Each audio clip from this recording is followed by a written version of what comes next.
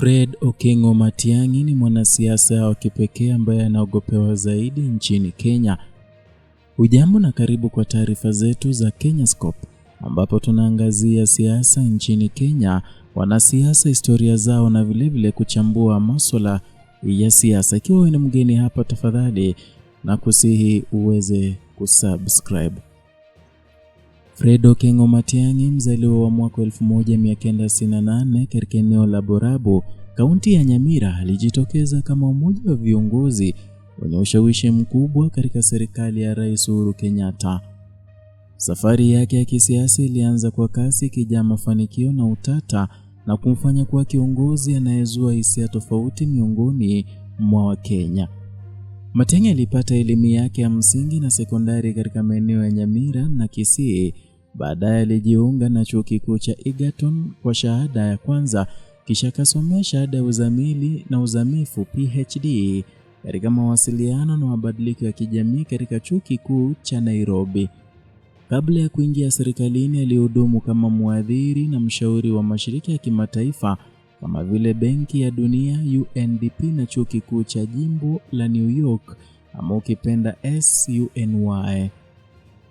Mwaka 2013 Rais Uhuru Kenyatta alimteua Matiang'i kwa waziri wa habari, mawasiliano na teknolojia. Katika wadhifa huu aliongoza mchakato wa maji wa matangazo kutoka mfumo analojia hadi dijitali, licha upinzani kutoka wamiliki wa vyombo vya habari. Hatua hii ilimfanya kuonekana kama kiongozi mwenye msimamo thabiti katika utekelezaji wa sera za serikali. Baada ya kuhamishwa hadi Wizara ya Elimu mwaka 2015, Matiang'i alianzisha mageuzi makubwa katika sekta ya elimu. Alipambana na udanganyifu wa mtihani kwa kuvunja bodi ya NEC na kuanzisha taratibu mpya za usimamizi wa mtihani. Alipunguza muda wa mitihani ya KCSE kutoka wiki 6 hadi 4 na kuhakikisha matokeo yanatangazwa ndani ya mwezi mmoja.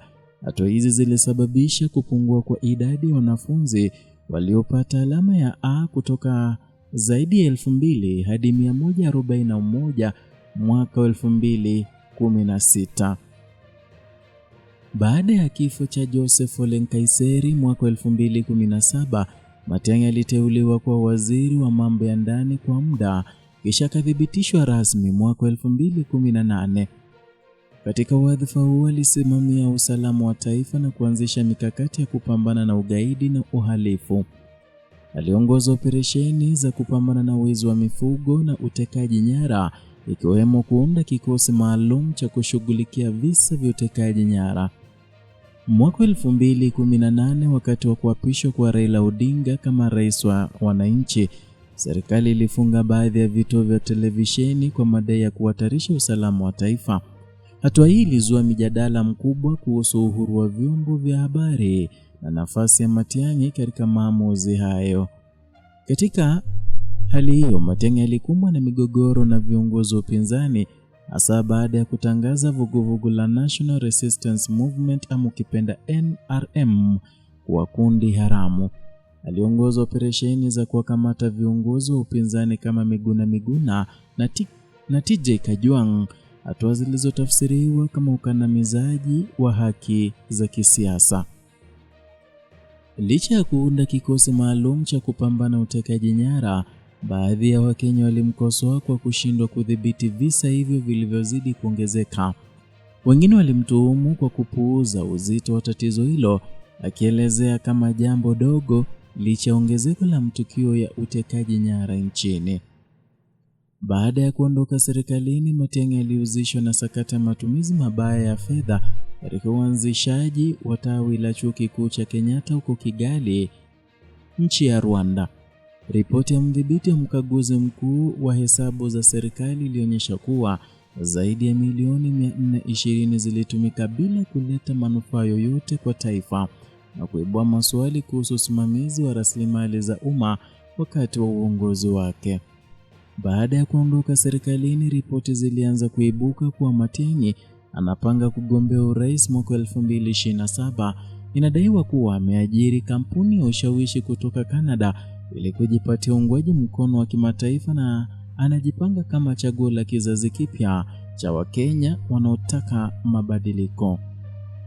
Fred Matiang'i ni kiongozi ambaye ameacha alama kubwa katika historia ya kisiasa ya Kenya.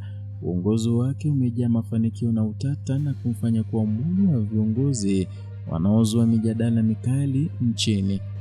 Wakati wengine wanamsifu kwa udhabiti na ufanisi wake katika utekelezaji wa sera, wengine wanamkosoa kwa ukandamizaji wa haki na matumizi mabaya ya madaraka. Safari yake ya kisiasa inaendelea kufuatiliwa kwa karibu na Wakenya wengi.